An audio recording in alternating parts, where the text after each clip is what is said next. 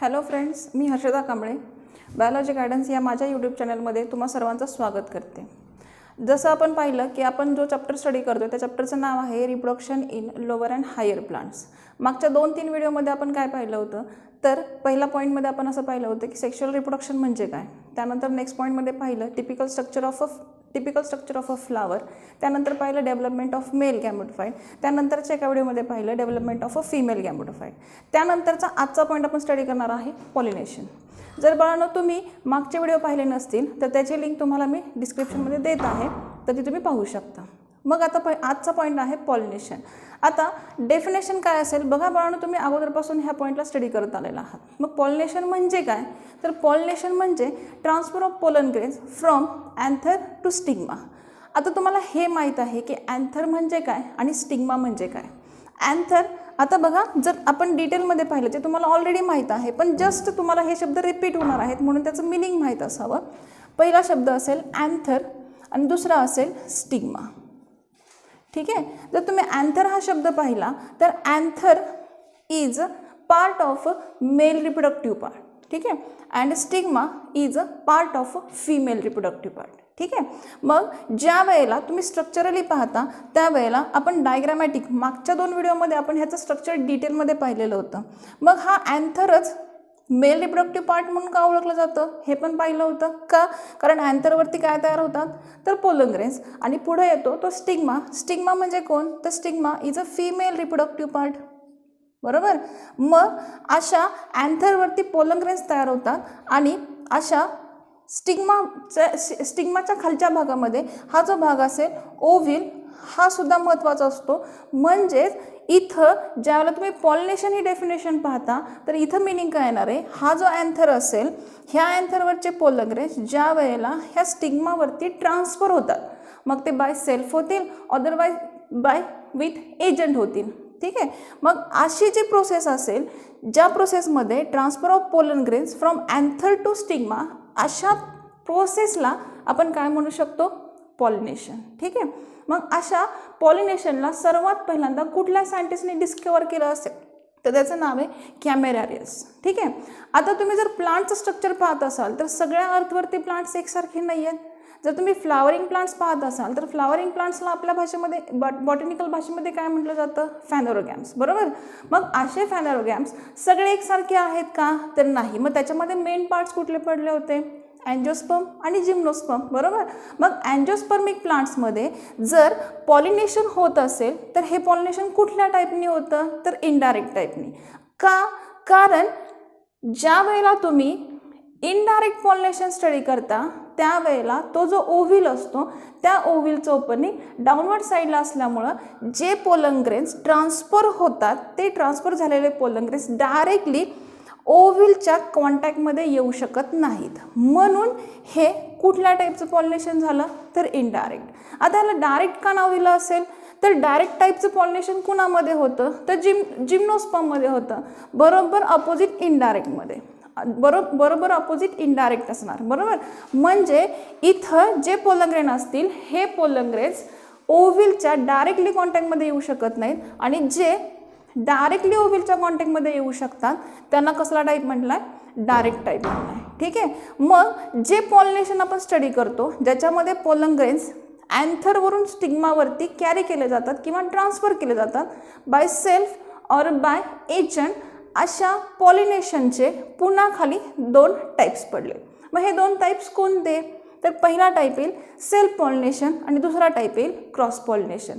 आता बाळांनो सीईटीला तुम्हाला याच्यावर क्वेश्चन येऊ शकतो की अँजिओस्पर्ममध्ये कुठल्या टाईपचं पॉलिनेशन होतं, जिम्नोस्पर्ममध्ये कुठल्या टाईपचं पॉलिनेशन होतं, याच्यावर सीईटीला क्वेश्चन येऊ शकतो।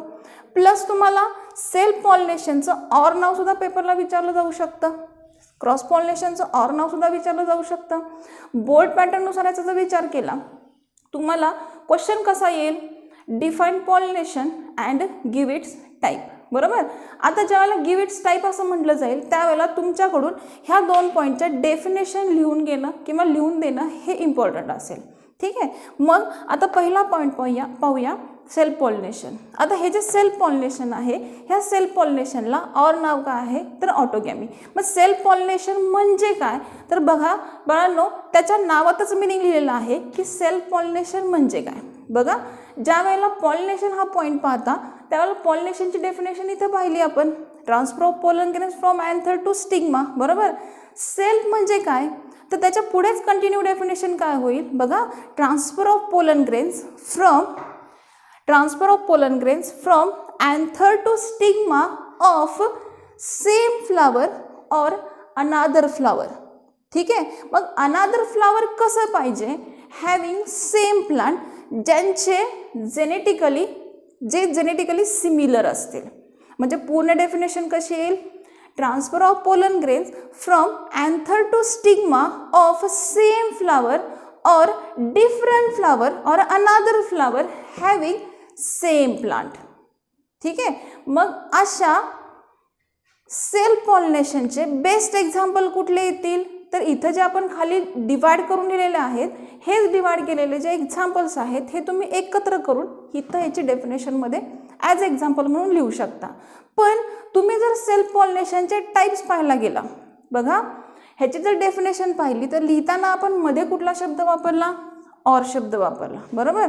मग तुम्ही सेल्फ पॉलिनेशनचं ज्यावेळेला खाली एक्सप्लेनेशन देता त्यावेळेला इथं तुमच्याकडनं काय विचारले जातील की सेल्फ पॉलिनेशनचे टाईप्स कोणते. म्हणजे जसं आपण मगाशी क्वेश्चन बघितला तसा याच्यावरती क्वेश्चन कसा येऊ शकतो, define self pollination and give its type, बरोबर. मग आता सेल्फ पॉलिनेशनची डेफिनेशन तुम्हाला सांगता येईलच, transfer of pollen grains from anther to stigma of same flower or another flower having same plant, बरोबर. मग अशा सेल्फ पॉलिनेशनचे किती टाईप्स पडले तर 2. कुठले, फर्स्ट ऑटोगॅमी, सेकंड जिॲटोनोगॅमी. आता ह्याचा उच्चार बऱ्याच प्रकारे केला जाऊ शकतो, तुम्हाला जो हवा तो करू शकता, पण फक्त स्पेलिंग मिस्टेक करू नका. ठीक आहे. आता ज्यावेळेला तुम्ही ह्याचे 2 टाईप्स पाहता त्याच्यामध्ये पहिला येईल ऑटोगॅमी. ठीक आहे. Auto means self, gamos means pollination. असं पॉलिनेशन की जे कसं होऊ शकतं, सेल्फ होतं. आणि ह्याच्या बरोबर अपोजिट दुसरा टाईप कुठला दिला आहे, जिॲटोनोगॅमी. गॅमस मीन्स पॉलिनेशन, जिॲटोन मीन्स नेबर. म्हणजे शेजारी आसपास असणाऱ्या फुलांमधले पोलन ग्रेन्स एकमेकांमध्ये उडून जातात किंवा ट्रान्सफर होतात, that is called as a geitonogamy, बरोबर. म्हणजे जर आपल्याला हे लक्षात ठेवायचं असेल तर आपण शॉर्टकटनी कसं लक्षात ठेवू शकतो तर ज्यावेळेला आपण ही डेफिनेशन पाहतो, डेफिनेशनमध्ये आपण जो और शब्द वापरतो तो मध्ये कट करून सेम फ्लावरला ऑटोगॅमी येईल आणि अनादर फ्लावरला जिॲटोनोगॅमी येईल. मग बाळांनो डेफिनेशन तर सेम असणार आहे, फक्त डेफिनेशन कुठंतरी तोडता आली पाहिजे. आता कशी तोडणार बघा, ऑटोगॅमीची डेफिनेशन विचारली तर कसं येणार आहे, transfer of pollen grains from anther to stigma of same flower called as a autogamy, बरोबर. पुन्हा एकदा सांगते, transfer of pollen grains from anther to stigma of same flower called as a autogamy. म्हणजे इथं मिनिंग काय येईल, जसं आपण कालच्या लेक्चरमध्ये पाहिलेलं होतं की टिपिकल फ्लावरचं स्ट्रक्चर कसं असेल तर सेंटरला गायनोशियम असतो, सेकंड फ्लोरल होल किंवा थर्ड फ्लोरल होल तुम्ही कुठला पाहता तर अँड्रोशियम पाहता. अँड्रोशियमला मेल रिप्रोडक्टिव्ह पार्ट म्हटलंय, ह्याला फिमेल रिप्रोडक्टिव्ह पार्ट म्हटलंय. मग ह्याच्यावरती जो अँथर असेल इथं काय तयार होणार आहेत, पोलन ग्रेन्स. हे पोलन ग्रेन्स ज्या वेळेला तुम्ही एका फ्लावरमध्ये स्टडी करता, म्हणजे समजा हे जर एक फ्लावर असेल तर ह्या फ्लावरमध्ये तयार होणारे जे पोलन ग्रेन्स असतात हे पोलन ग्रेन्स ट्रान्सफर होऊन त्याच फ्लावरच्या स्टिग्मावरती पडत असतील तर ते पॉलिनेशन कुठलं झालं, ऑटोगॅमी. ठीक आहे. आता ह्याच्या पुढची डेफिनेशन पाहिली तर डेफिनेशनमध्ये कसं येणार आहे, transfer of pollen grains from anther to stigma of different flower or another flower having same plant. बघा आता हे बेस्ट एक्झाम्पल काय दिलेलं आहे, मेज. तुम्ही बऱ्यापैकी मेजचं प्लांट देखील स्टडी केलेलं असेल, बरोबर. मेजचं प्लांट पाहिलेलं देखील असेल. मग मेजचं प्लांट जर तुम्ही पाहिलात, हे जर रूट पाहिले, हे जर त्याचे लीव्ज असतील तर ह्या लीव्सच्या या साईडला इथे काय बघूया, फ्रूट्स पाहूया. आणि ह्याचे जर तुम्ही अप्पर पार्ट पाहिला तर तुम्हाला इथे स्पाइक लाईक स्ट्रक्चर दिसतं, स्पाइक तुऱ्यासारखं स्ट्रक्चर दिसतं. मग इथं जे असतात हे असतात मेल फ्लावर. कारण बाळांनो हे जे तयार होतं हे झालं फ्रूट, बरोबर. फ्रूट मीन्स एम्ब्रियो झाला. म्हणजे इथं जे फ्लावर्स असतील हे फ्लावर ऑब्वियसली कुठले असणार आहेत, फिमेल फ्लावर, बरोबर.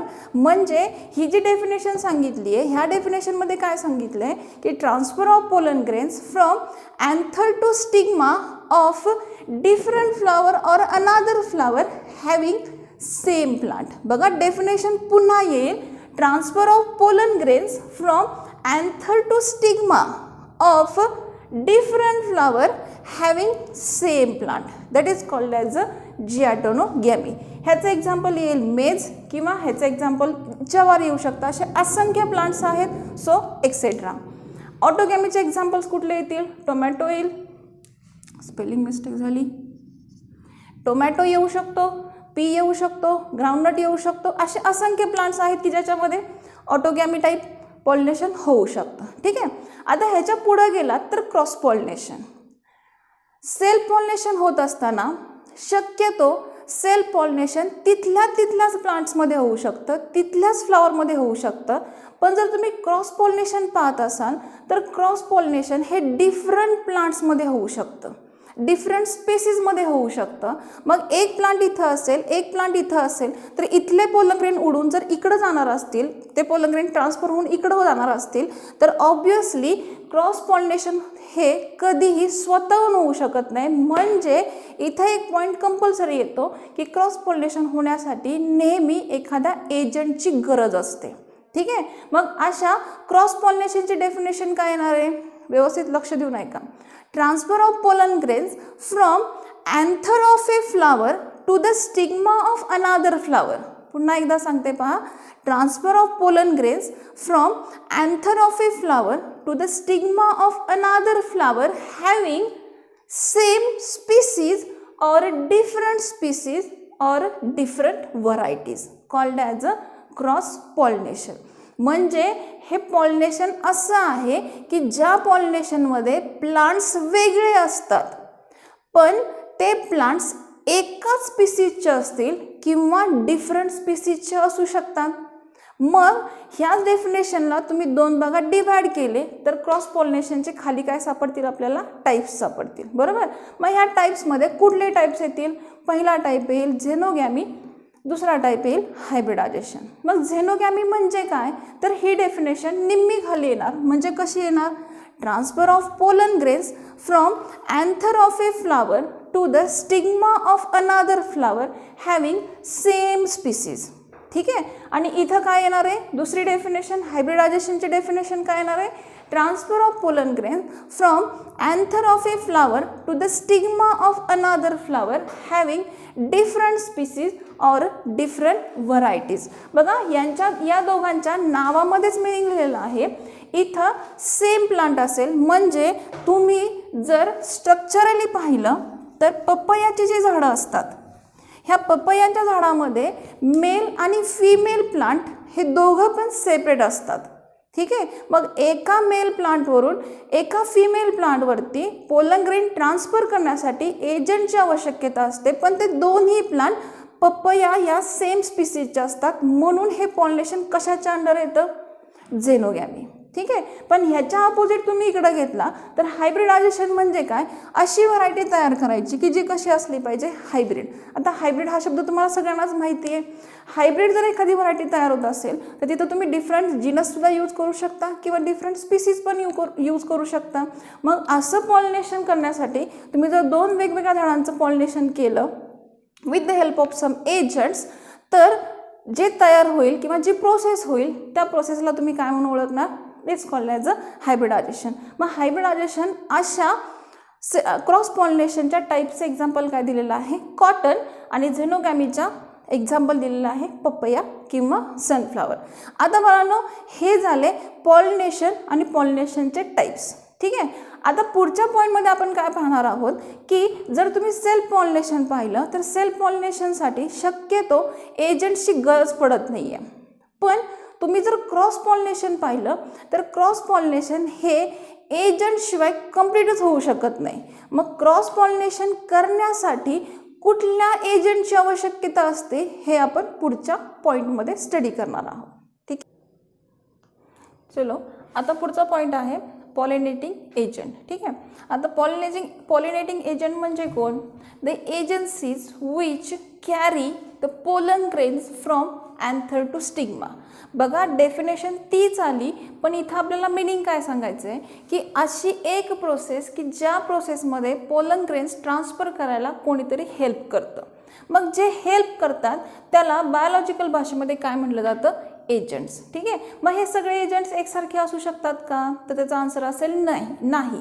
म्हणून याच्यानुसार ह्या पॉलिनेटिंग एजंटचे मेन 2 टाईप पडले. कुठले 2 टाईप असतील? तर पहिला येईल अबायोटिक एजंट आणि दुसरा येईल बायोटिक एजंट.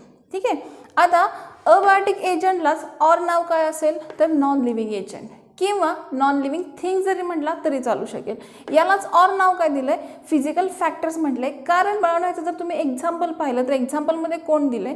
विंड आणि वॉटर दिलेलं आहे. बरोबर. ह्याच्या नावावरूनच तुम्हाला समजेल की फिजिकल फॅक्टर्स म्हणजे काय. ठीक आहे. ह्यानंतर सेकंड येईल बायोटिक एजंट. बायोटिक एजंट म्हणजे कोण? तर लिव्हिंग एजंट किंवा त्यांनाच और नाव दिलंय बायोलॉजिकल फॅक्टर्स. मग ह्याच्यामध्ये कोण येतं? तर काही इन्सेक्ट्स असतील, बर्ड्स असतील, बॅट्स असतील, अँड असेल किंवा स्नेक असेल, असे असंख्य आहेत जे बायोलॉजिकल फॅक्टर्स आहेत किंवा बायोटिक आहेत की जे पोलन ग्रेन्स ट्रान्सफर करण्यासाठी हेल्प करतात. ठीक आहे. मग आता आपण काय पाहूया की बायोटिक एजंटमध्ये जे विंड किंवा वॉटर किंवा अबायोटिक एजंटमध्ये जे इन्सेक्ट, बर्ड्स किंवा हे जे एक्झाम्पल दिलेलं आहेत यांच्या थ्रू जर पॉलिनेशन होणार असेल तर त्याला बायोलॉजिकल भाषेमध्ये कुठल्या नावाने ओळखलं जातं? तर बघा पहिला टाईप येईल टाईप्स ऑफ अबायोटिक एजंट. जसं आपलं बोर्डचं सिलेबस आहे त्या बोर्डच्या सिलेबसनुसार अबायोटिक एजंटचे मेन 2 टाईप दिले. कुठले असतील? एक विंड थ्रू होणारं पॉलिनेशन, एक आहे वॉटर थ्रू होणारं पॉलिनेशन. जर विंड थ्रू पॉलिनेशन होणार असेल तर बाळांनो तुम्हाला पेपरला डायरेक्टली असं नाही विचारणार की write a short note on a biological agent किंवा abiotic agent of a water. तर इथं तुम्हाला बायोलॉजिकल प्रश्न काय येईल? तर ॲनेमोफिली किंवा write a short note on anemophily. किंवा तो प्रश्न वेगळ्या पद्धतीने कसा विचारला जातो हे आपण पुढे पाहणारच आहोत. दुसरा आहे वॉटर. वॉटर थ्रू होणार असेल तर ह्याचं और नाव असेल हायड्रोफिली. पण हायड्रोफिली म्हणजे वॉटरमध्ये सगळे प्लांट्स एकसारखे नसतात. काही प्लांट्स सरफेसला असतात, काही प्लांट बॉटमला असतात. त्याच्यावरून इपिहायड्रोफिली आणि हायपोहायड्रोफिली असे त्याचे 2 टाईप्स पडलेत.